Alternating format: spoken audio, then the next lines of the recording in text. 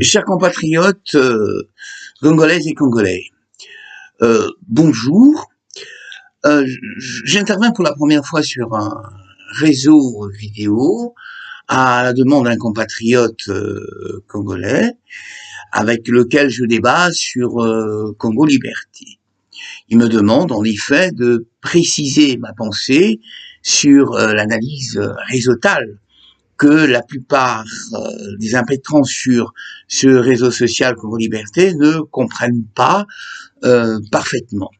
Alors, je me présente, donc la plupart d'entre vous, vous me connaissez, je m'appelle Lucien Pambou, je suis professeur d'économie, diplômé de Sciences Po Paris, et j'ai longtemps officié sur Africa 24 de 2009 à 2014, et je suis fier d'avoir contribué à l'émergence, en effet, d'un média panafricain, qui malheureusement aujourd'hui rencontre quelques difficultés et qui est obligé de déménager, effectivement, de sa base historique Saint-Cloud. D'ailleurs, je suis fier de cela parce que j'ai dû interroger un certain nombre de présidents, dont le président Sassou, dans les années 2012-2013.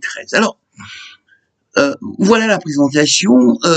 De quoi s'agit-il? La question qu'il me pose est la suivante.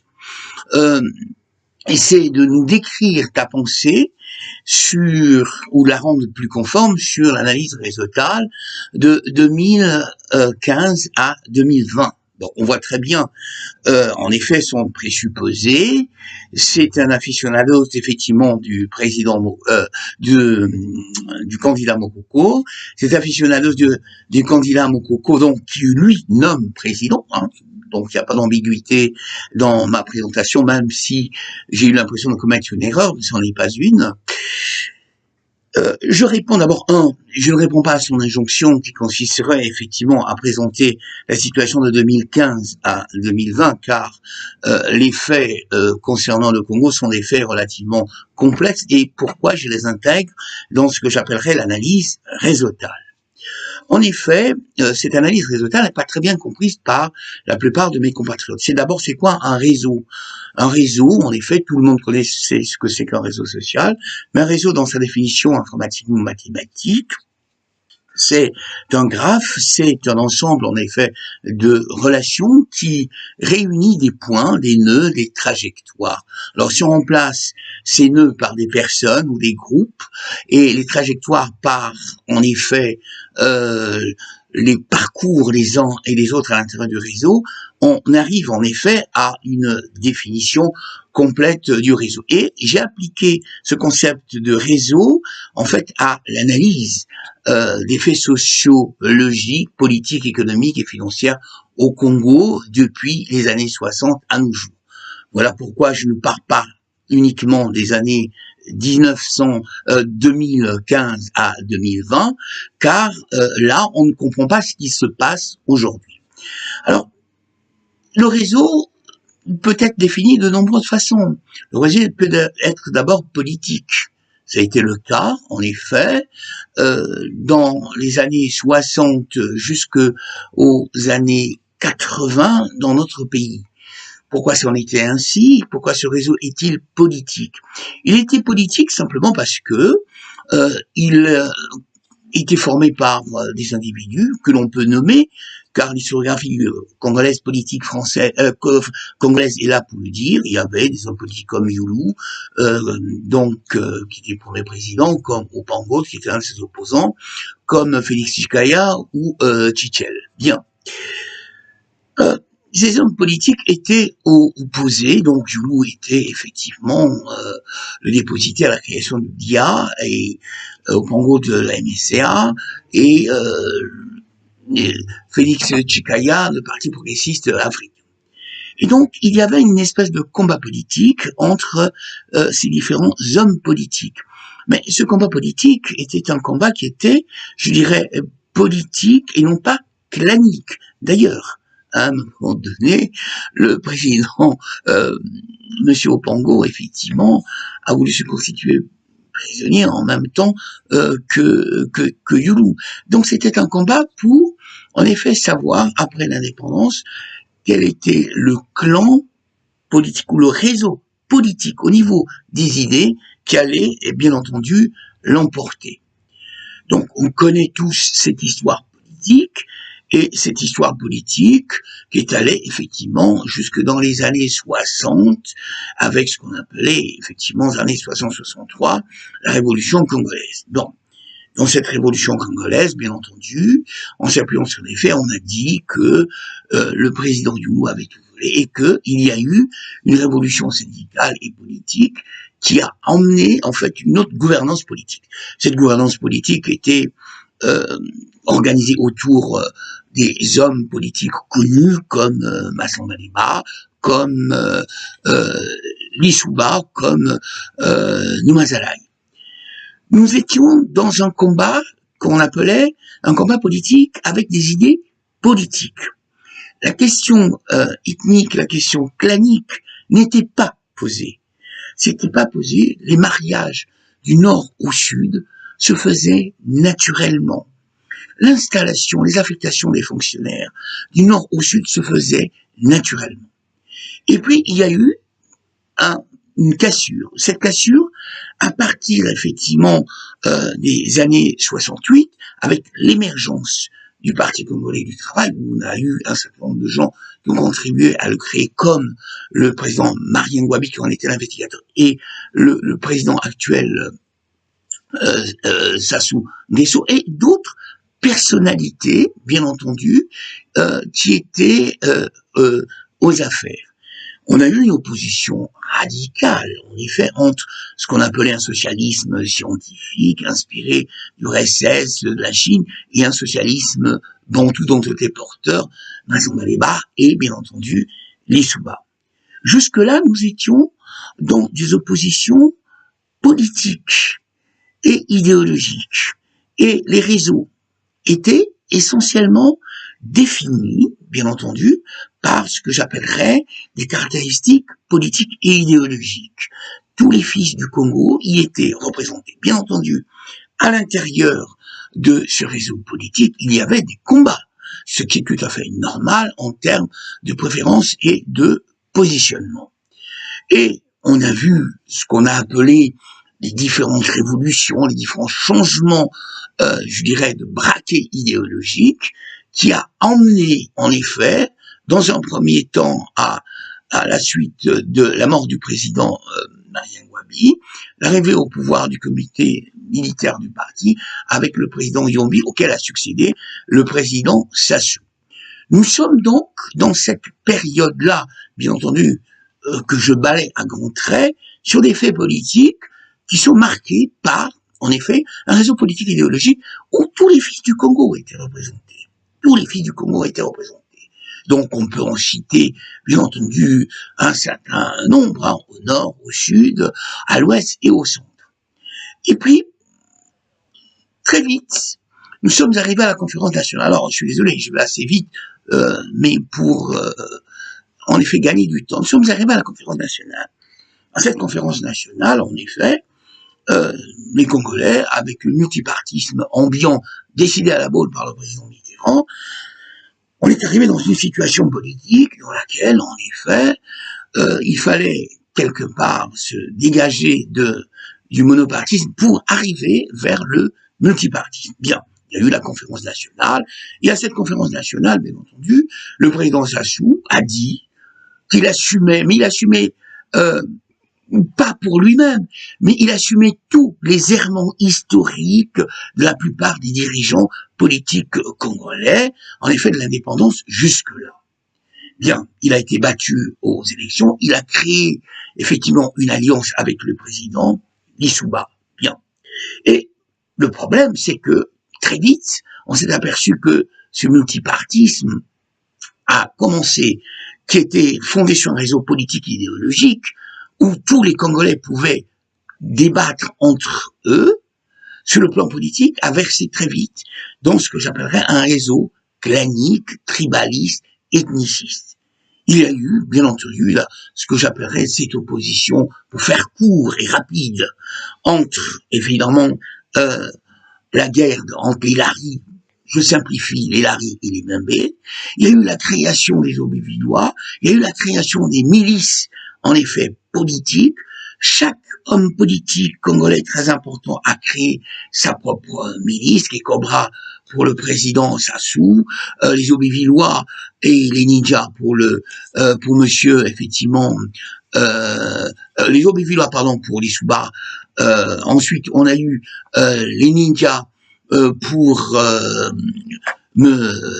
monsieur Colélas. Et très très vite, il y a eu une théorisation, comme on avait théorisé le socialisme dans tout dans les années 60, de la part du défunt président Lissouba sur le Niboland. Le Niboland, c'est-à-dire, en fait, ne pouvait exister au pouvoir politique que des gens qui appartenaient au Nyari, à Bunzal, à l'Éco. Alors, il y a eu, en effet, une espèce de vulgate populaire, Yabacolère V, c'est notre tour, etc. Et très vite, il y a eu des guerres fratricides. Ces guerres fratricides en Abakongo, Makelekele, ont entraîné des exactions sur lesquelles je ne voudrais pas revenir, même si l'analyse politique oblige à s'appuyer sur les faits. Bien, qu'est-ce qu'on constate? On constate que depuis, on a l'impression, je dis bien l'impression car là, on repose sur un sentiment, il faudrait vérifier statistiquement, comme je l'ai appris à Sciences Po sur des faits, il faudrait vérifier comme je le reproche souvent à certains qui interviennent sur Congo Liberty, il y a un débat qui il faut être conçu sur les faits et non pas sur un sentiment. On a l'impression aujourd'hui que la situation politique héritée du Lissouba a entraîné en fait le développement de ce que j'appellerais un clanisme, une tribalisation, une bouchisation, comme disent certains contempteurs, effectivement, du président Sassou. Alors certains vont me dire, il faut aller au bout et accuser le président Sassou. Non, je n'accuse pas le président Sassou parce que c'est un acteur économique, politique, comme la plupart des acteurs économiques l'ont été dans ce pays qu'on appelle le Congo.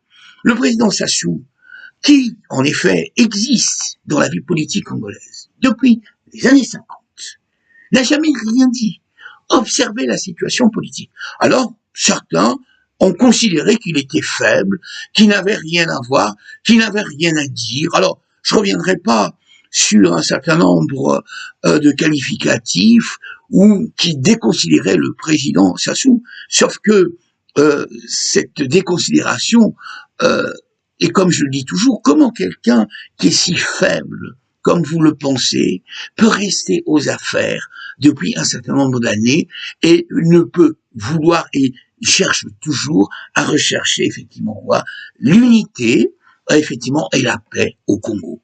Ça, c'est le premier point. Le deuxième point, certains, bien entendu, disent que le président Sassou est responsable de la situation politique, de ce qu'il se passe aujourd'hui. Il faut être sérieux. Un seul homme, il ne s'agit pas ici de promouvoir, de faire la promotion du président Sassou. Mais ce qui m'intéresse, comme m'ont appris effectivement mes maîtres à Sciences Po comme Lancelot, c'est de regarder les faits, d'observer les faits et d'essayer de se débarrasser de ces oripeaux que j'appellerais platoniciens, de ces images que l'on a simplement en observant la vie politique. Bien, aujourd'hui, il semble, en effet, que la vie politique congolaise se clanise de façon réseautale. Je ne reviendrai pas sur les exactions de 93. Je ne reviendrai pas sur les pratiques, je dirais, sauvageonnes d'un certain nombre de milices en 93 qui ont exercé sur les populations congolaises des exactions inacceptables. Alors, la situation politique, c'est que quand on passe d'un réseau politique où les gens sont à peu près d'accord, même s'ils se battent sur des positionnements, vers des réseaux claniques, eh ben, le développement économique est, d'une certaine manière, arrêté. Il est arrêté même si il y a, en effet, des efforts de ces dernières années qui ont été faits. Globalement, on peut critiquer, mais des efforts ont été faits, je m'appuie sur les faits, sur la municipalisation, sur la construction, effectivement, des infrastructures. On s'aperçoit globalement que, en effet, toute la vie politique congolaise se clanise, se tribalise. Et on a l'effet qu'on a une espèce de coup d'arrêt. Alors, allons jusqu'au bout, et pour répondre à la demande de mon compatriote Isidore Ayatonga, qui m'a donc interpellé, voilà pourquoi j'ai été amené évidemment à faire cette vidéo, alors que jusque-là, depuis mon départ d'Africa 24, pour lequel je suis fier d'avoir installé cette façon d'analyser la vie politique à travers les faits, uniquement les faits, m'oblige à réfléchir sur une partie de sa commande, mais je suis parti de sa commande, c'est-à-dire les années 2015 à 2020. Alors, allons jusqu'au bout et soyons clairs, présentons les faits. Il y a eu, en effet, une constitution qui a été une nouvelle constitution après les guerres fratricides de 97 qui a été adoptée en 2002. Cette constitution a fait l'objet d'une, je dirais, d'une réforme constitutionnelle. Peut-on réformer une constitution? La réponse est oui. Cette constitution a été adoptée par le peuple. Il ne s'agit pas pour moi ici de dire qu'il fallait ou pas réformer la constitution, mais je prends un fait, cette réforme constitutionnelle a été faite. Et il y a eu des élections. Ces élections ont désigné un vainqueur. Alors certains disent, oui, le président Sassou n'a pas gagné, mais d'accord, apportez les faits, montrons que le président Sassou n'a pas gagné et que le général Mokoko, lui, aurait gagné. Or, jusque-là, on reste dans une sorte d'incertitude radicale et politique où les procès-verbaux d'un gain du général Mokoko n'ont pas été effectivement prouvés. La question fondamentale des rapports entre le président Mokoko, alors quand je dis le président Mokoko, je m'appuie sur ce qu'Ayatonga dit quand il dit que le véritable président, c'est Mokoko. Alors que moi, je m'appuie sur les faits réels, que le véritable président, c'est Sassou. Donc, si on regarde les faits tels qu'ils sont passés, les procès-verbaux qui auraient dû montrer effectivement la légitimité, la légalité de l'élection de Monsieur Mokoko n'ont jamais été présentés et mis sur la place, sur la table. Deuxièmement, je voudrais pas, de façon très petite et en petitesse politique, revenir sur cette vidéo qui a circulé concernant la tentative de coup d'État, évidemment par Monsieur Mokoko contre le président Sassou. Sachons bien, et il faut que les gens le sachent aussi quand on s'appuie sur les faits, il faut féliciter Monsieur Mokoko d'avoir stabilisé effectivement la conférence nationale parce qu'il était chef d'état-major. Et comme nous sommes nourris d'une culture politique de coup d'État, on aurait pu penser qu'il aurait pu faire un coup d'État à cette époque-là, ce qui n'a pas été le cas. Ça, c'est un premier point. Deuxième point, quand le président Lissouba, au nom justement de cette tribalisation, de ce réseau ethnique, a écarté Monsieur Mokoko, quand le président Sassou est revenu aux affaires, eh ben, il a récupéré, en tant que conseiller spécial pour la Centrafrique, le Monsieur Mokoko. Ça, c'est un premier point, quand même. Le deuxième point, qui est un point absolument important, le président Sassou a passé en perte et profit la tentative, effectivement, de coup d'État de Monsieur Mokoko. Alors, pourquoi je présente que des faits? Je présente des faits pour expliquer comment fonctionnent les hommes politiques congolais. Ces hommes politiques congolais, en effet, partent du principe que, quelles que soient les idées qu'ils peuvent avoir, ce qui les intéresse d'abord, c'est leur préférence financière. Ça, c'est un premier point. Je n'accuse personne. Et ce n'est pas dans mon option d'accuser des hommes politiques. J'ai été, comme toujours, mes maîtres m'ont appris à Sciences Po, à présenter les faits. Quoi que fasse, et même sur Congo Liberty, les gens peuvent le dire, je n'insulte pas, je n'ai pas d'opinion, je présente les faits tels qu'ils sont.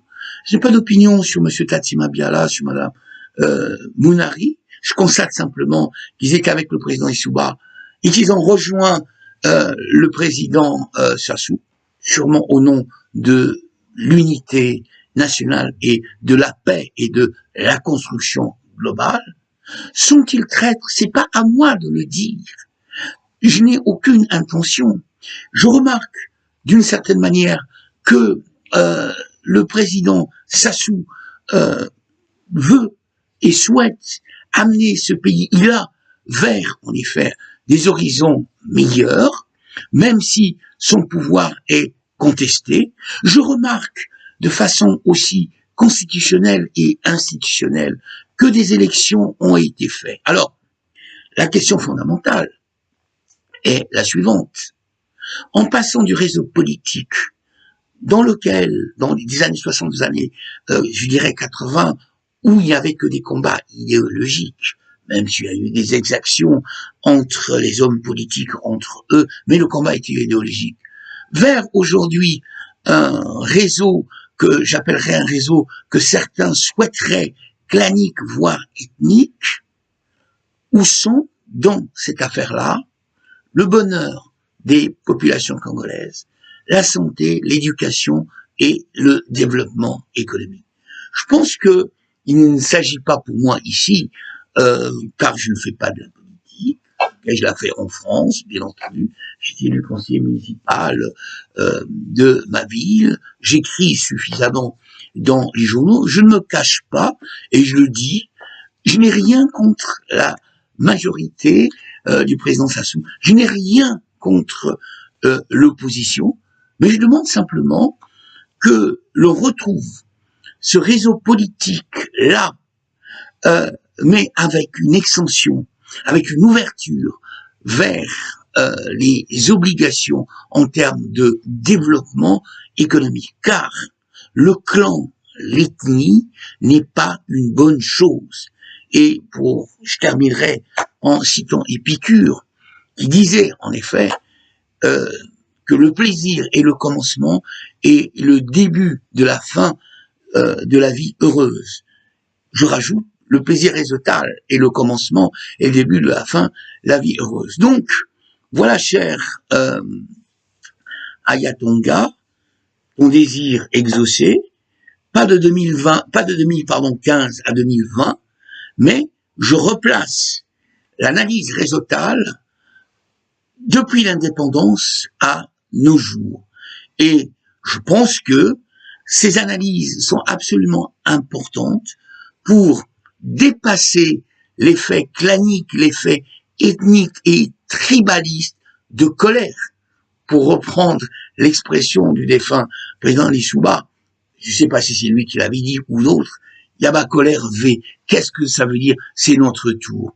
Construisons ensemble ce Congo-là, un Congo heureux, un Congo de 4 à 5 millions avec des ressources, avec des stratégies à mettre en place, en utilisant les compétences intellectuelles, professionnelles de tous les Congolais, quelles que soient leurs origines ethniques, l'homme qu'il faut à la place qu'il faut. Ce n'est que comme ça, en effet, que le Congo se développera. Laissons les hommes d'affaires, qu'ils soient du nord, du sud, du centre, développer des activités, créer des emplois. Laissons, en effet, les savants, les scientifiques congolais apporter, quelles que soient leurs origines, et faisons que la politique congolaise soit une politique globale, d'ensemble, de réunification, de consolidation, et je dirais, de fraternité congolaise. Voilà, cher Isidore Ayatonga, ma réponse va au-delà de la période de 2015 à 2016. Tu attendais peut-être des injonctions, tu attendais peut-être des attaques en direction de tel ou tel. Je n'ai fait que modestement, ma formation de Sciences Po Paris m'y oblige, et donc à présenter l'analyse de l'espace politique congolais uniquement à partir des faits, et non pas à partir, effectivement, des intentions, et non pas à partir, effectivement, des ressentiments ou des sentiments. Voilà. J'espère, chères Congolaises et chers Congolais, avoir été un petit grain de sable qui est inexistant, je n'ai aucune prétention, avoir apporté une contribution intellectuelle de ce que je fais depuis fort longtemps ici en France. J'y suis arrivé depuis l'âge de 19 ans, je vais vers la soixantaine. Je n'ai aucune prétention, mais la prétention d'analyse et de démonstration. Que les hommes politiques congolais, bien entendu, fassent tout pour que notre pays se développe correctement et que ces enfants, garçons comme filles, vivent dans un univers merveilleux. C'est le cas pour le Congo, qui est un pays avec d'abondantes ressources. À bientôt, peut-être pour le débat pour 2021. Au revoir.